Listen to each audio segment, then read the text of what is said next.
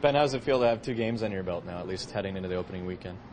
I only played half those games, so yeah, parts of 2 games. It feels good. I was able to get a bit of a flow going in the second one, so that's what you want out of exhibition, is to try and get your feet wet and have a little confidence going into the start of the season. With those games out of the way, do you sense the guys are getting anxious here to get the regular season going? Yeah, but the anxiousness isn't any different than it was when camp opened. I mean, nobody likes preseason, nobody likes training camp. It's just something we have to do to pass the time until the season starts. So we've been anxious since the summer officially ended, which is first day of training camp. Without the NHL here, do you ever look yourself in the mirror and say, "This is Ben Scrivens, time to sparkle"? It's prime time. Yeah, I've got one of those Showtime mirrors with all the light bulbs around and just give myself a superstar pep talk. No, I mean, not really. You got to keep everything balanced and in check. I'm essentially in the same spot I was at the start of last year, and I have to try and replicate the results at the end of the year. So you got to try and temper those types of thoughts that come into your head as best as possible. Were you ever in a play in public school? Like Wizard of Oz? It might have been a tree in the back. I don't know. I wasn't much of an actor. No? No. Well, I was thinking that would help you, because ready for prime. I guess, yeah, staying motionless in the background, it does help, yeah. You were at this trained. level. Yeah, well, I don't know. I don't know if I ever was, even. I mean, that was just an example. It was uneventful. Yeah, exactly. You were in a play. It was something that doesn't stick out to me now, so it obviously wasn't a major role. Right. Yeah. What are your thoughts defensively, the way things unfolded after 2 games, only 1 goal against in any set is not bad? Yeah, absolutely. We've got an extremely solid back end, and we have an extremely solid, troop up front too. Guys who know how to play both sides of the puck.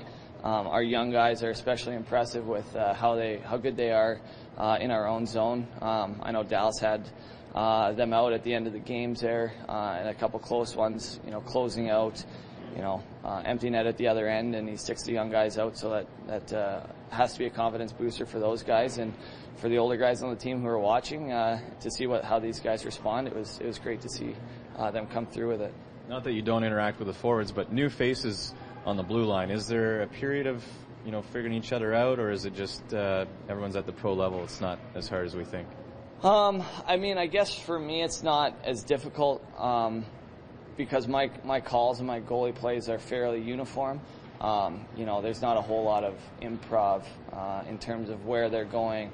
So once they know the call and once they know where they have to be, it's I don't want to say relatively straightforward, because there's always different plays with the dynamicness of hockey. So it's just getting a good feeling and getting used to trusting that he's going to be there and him trusting me that I'm going to put the puck where I need to.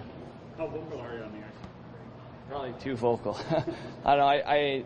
I think that helps my defense out, and in turn it helps me out. If they know where guys are on the back door, if they know how much time they have, they make better plays, and the puck isn't in our end. So it's pretty selfish of me to try and talk to these guys a lot. Again, financially, without the NHL guys, yeah. I think it clears the way for you guys to grab all the endorsements. Has Red Bull called? Red Bull. Has Reebok called you? Preparation H?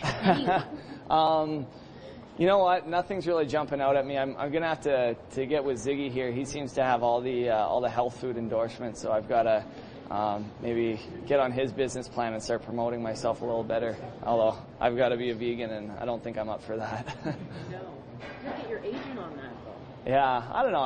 I'm fairly comfortable where I am right now, so.